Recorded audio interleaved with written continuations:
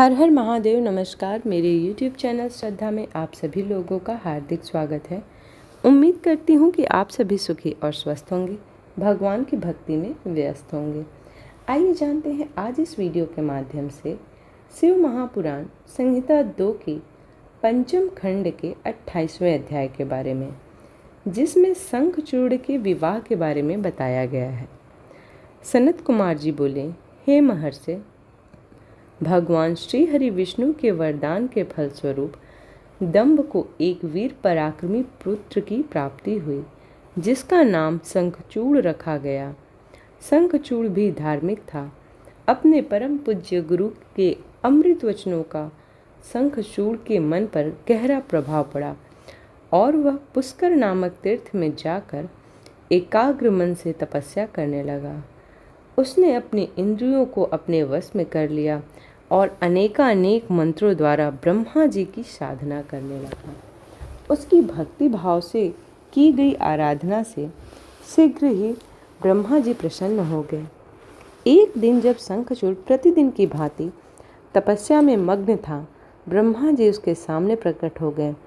अपने आराध्य को एकाएक अपने सामने इस प्रकार खड़ा देखकर शंखचूड़ की प्रसन्नता की कोई सीमा न रही।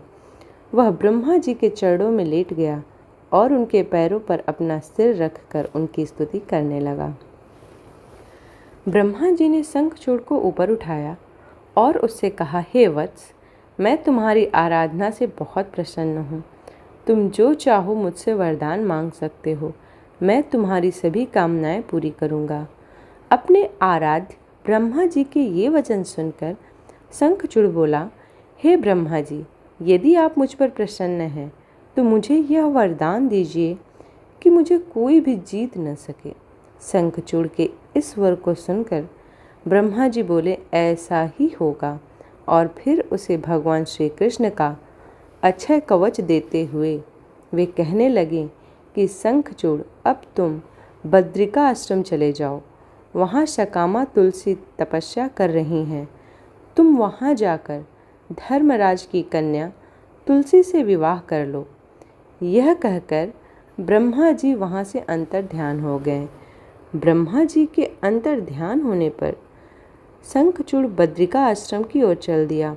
वहाँ जाकर वहाँ तुलसी के पास पहुँचा। शंखचूड़ को अपने सामने खड़ा देखकर वह बोली, मैं धर्मराज की पुत्री तुलसी हूँ। आप कौन हैं और यहाँ किस लिए आए हैं? कृपया आप यहाँ से चले जाएं। आप शायद नहीं जानते कि स्त्री जाति मोहिनी होती हैं।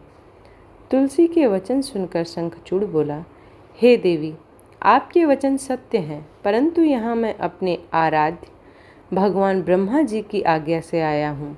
मैं दनु का वंशज, दानव दंभ का पुत्र शंखचूड़ हूँ। पूर्व में राधिका के दिए शाप के कारण मैं दानव कुल में जन्मा हूँ।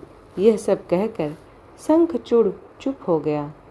तब तुलसी बोली, यह सत्य है कि इस संसार में वही पुरुष श्रेष्ठ है जो स्त्री से पराजित हो जाते हैं, परंतु आज मैं भी तुम्हारी स्पष्टवादिता से अत्यंत प्रभावित हुई हूँ। जब इस प्रकार शंखचूड़ और तुलसी आपस में बात कर रहे थे, तभी वहाँ ब्रह्मा जी प्रकट हो गए। उन्होंने देखकर तुलसी और शंखचूड़ को दोनों ने उन्हें प्रणाम किया। तुम दोनों यहाँ अभी तक बातें ही कर रहे हो? शंखचूड़, मैंने तुम्हें यहाँ तुलसी का पाणी ग्रहण करने के लिए भेजा था। तुम निश्चय ही पुरुषों में श्रेष्ठ हो और तुलसी निःसंदेह स्त्रियों में रत्न है। तुम दोनों एक दूसरे के लिए ही बने हो, इसलिए तुम्हें शीघ्र ही एक दूसरे का हो जाना चाहिए। शंखचूड़ और तुलसी का विवाह करने के लिए यह कहकर ब्रह्मा जी वहाँ से चले गए। ब्रह्मा जी का आदेश मानते हुए तुलसी और शंखचूड़ ने गंधर्व रीति से विवाह कर लिया। तत्पश्चात वे दोनों अनेक सुंदर मनोरम स्थानों पर अनेकों वर्ष तक विहार करते रहे। एक दूसरे के साथ पाकर वे बहुत प्रसन्न थे। इस प्रकार शिव महापुराण संहिता 2 के पंचम खंड का 28वां अध्याय समाप्त होता है। उम्मीद करती हूँ कि आज की ये वीडियो आप लोगों को पसंद आई हो। वीडियो पसंद आई हो तो वीडियो को लाइक करें, शेयर करें और चैनल को सब्सक्राइब करें। इसी प्रकार की भक्ति भाव से जुड़ी हुई वीडियोस को प्राप्त करने के लिए चैनल को सब्सक्राइब करना ना भूलें। मिलते हैं अगले वीडियो में, तब तक के लिए हर हर महादेव।